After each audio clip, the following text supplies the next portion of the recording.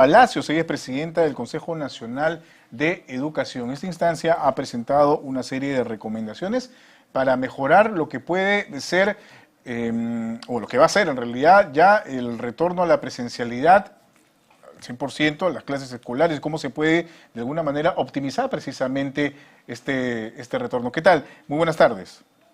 Buenas tardes, señor Bayón. Muchas A gracias por la usted. oportunidad de difundir estas recomendaciones. Muy bien, a usted más bien por atendernos y nos gustaría saber en qué consisten esas recomendaciones que definitivamente van a ser muy importantes, no solamente para los docentes, para los padres de familia, sino también como consecuencia para los menores, los escolares. Eso es lo que esperamos. Hemos presentado 26 recomendaciones que están agrupadas en 4 áreas.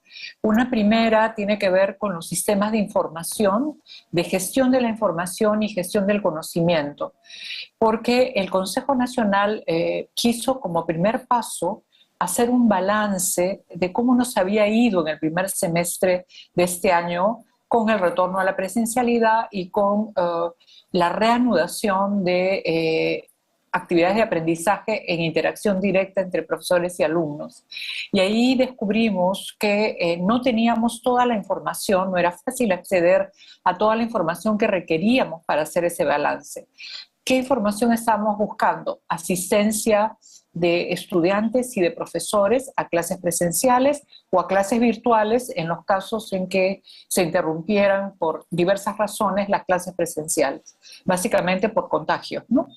En segundo lugar, queríamos también saber cómo estaba la infraestructura escolar, es decir, en qué condiciones se había recibido a los estudiantes en los locales escolares.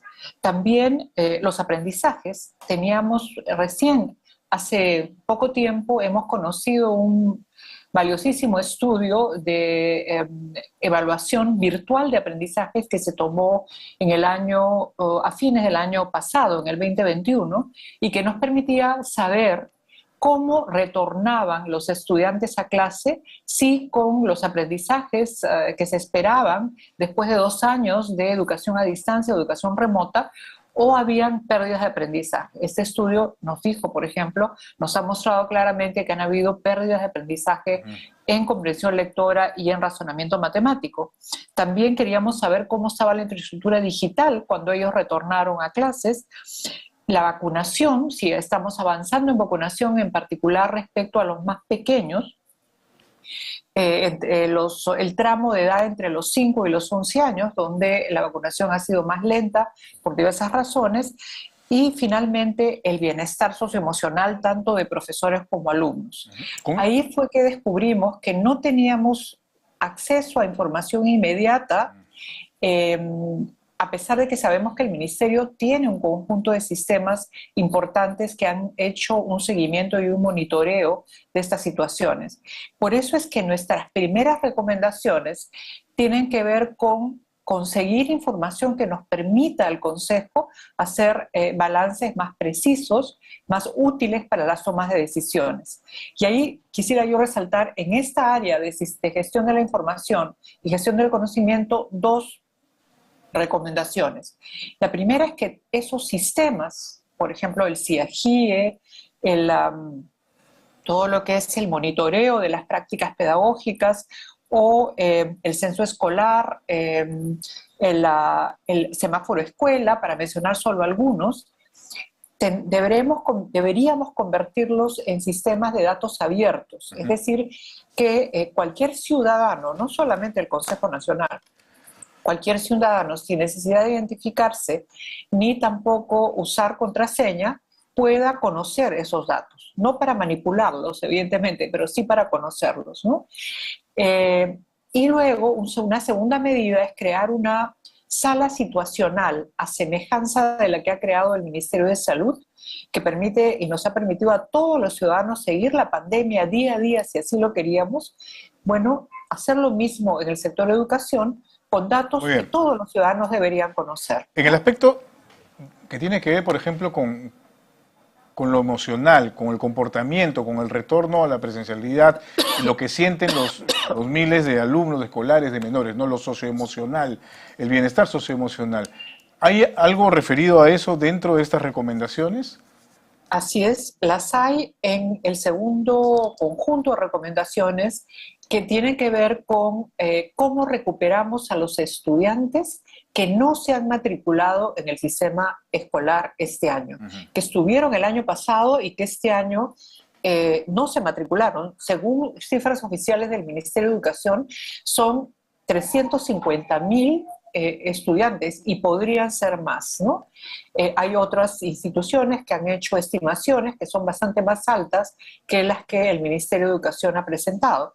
Pero digamos, los 350.000 ya son una cifra por la que preocuparse. Alarmante, sin duda. ¿Y esos 350.000, en dónde está el mayor bolsón digamos, de deserción escolar? ¿En grados de primaria, en secundaria? ¿Qué es lo que se ha podido reconocer? Hay más interrupción de clases en educación inicial y en educación secundaria, ¿no? Primaria es la que tiene la mayor porcentaje de cobertura, digamos, que han vuelto el porcentaje más alto de estudiantes. ¿Y hay alguna explicación para que sean precisamente estos dos segmentos, inicial y secundaria, los que registren mayor ausencia al retorno a las clases? Hay hipótesis, por supuesto. En el caso de inicial es el temor de los padres al contagio de los niños. Recordemos que no hay vacunas todavía para niños menores de 5 años, ¿no? Y empezó el domingo la vacunación, más bien. O sea, de pronto eso puede revertirse. Puede cambiar y puede favorecer, igual que el hecho de que se vacunen con todas sus dosis los niños entre 5 y 11 años, que si bien es un porcentaje menor el que no asiste a la educación primaria, todavía hay riesgo de esos niños que asisten de un contagio, ¿no es cierto? En el caso de la secundaria tiene que ver con los efectos y el impacto en la economía de los hogares que tuvo la pandemia, ¿no? Todos sabemos que las familias muchas veces requieren el trabajo también, no tanto de los niños, pero sí de los adolescentes. Empiezan a presionar a los jóvenes, a los adolescentes, por una contribución también a la economía del hogar. Entonces, hay muchos casos en los cuales estos jóvenes, estos adolescentes, han tenido que abandonar la escuela por ayudar a la familia. Pasa igual en la educación superior, ¿no? También pueden ser casos de violencia escolar. Sabemos que este confinamiento por 2 años en los hogares ha provocado o ha deteriorado un poco las habilidades sociales, de interacción social entre los niños y los adolescentes. Y entonces se han incrementado los episodios de violencia en las escuelas. Y muchas veces los adolescentes no quieren retornar a la escuela porque son agredidos, porque son sujetos del bullying. Y por eso, volviendo a su pregunta inicial de el apoyo socioemocional y el soporte, es una estrategia fundamental que el Ministerio ha empezado a desarrollar, pero que requiere ampliar para poder llegar a cubrir toda la demanda. Ahora, ¿hay un plan, una proyección ya para culminar, señora Palacios, respecto a estas recomendaciones y cómo se podrían cumplir? Bueno, uno de los, digamos, el final de nuestras recomendaciones es que estas recomendaciones no serán posibles de cumplir, primero, si no hay voluntad política, si no hay distribución, si no hay inversión de presupuesto. Todas ellas, la infraestructura digital, la infraestructura física, el acompañamiento de los profesores, no solo de los alumnos, requieren, para mencionar solo algunas, ¿no?, requieren de un incremento presupuestal en la educación, ¿no?, y en atender todas las necesidades de los estudiantes. Y luego, por supuesto, acompañado al incremento presupuestal, una gestión libre de corrupción. Muy bien. Muchas gracias por haber estado con nosotros. Muy amable. Hasta luego. Gracias. Tenga buenas tardes. María Amelia Palacios, presidenta del Consejo Nacional de Educación, ha conversado con nosotros. Son las 3 de la tarde con 58 minutos, amigos. Vamos a hacer una pausa y volvemos con más.